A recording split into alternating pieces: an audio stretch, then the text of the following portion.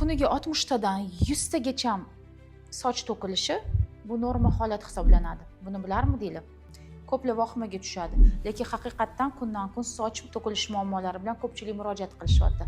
Ayollar haqida gaplashamiz.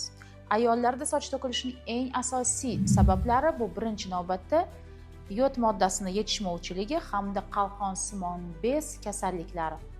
Ikkinchi navbatda esa anemiya hamda temir moddasini yetishmovchiligi va uchinchi eng asosiy sababi bu oddiy har kungi iste'molda hayvon oqsillarini iste'mol qilmaslik. Chunki sochning tarkibi bu oqsillardan iborat. Demak, sochimiz, tirnoqlarimiz yaxshi o'sishi uchun biz hayvon oqsillarini iste'mol qilishimiz kerak.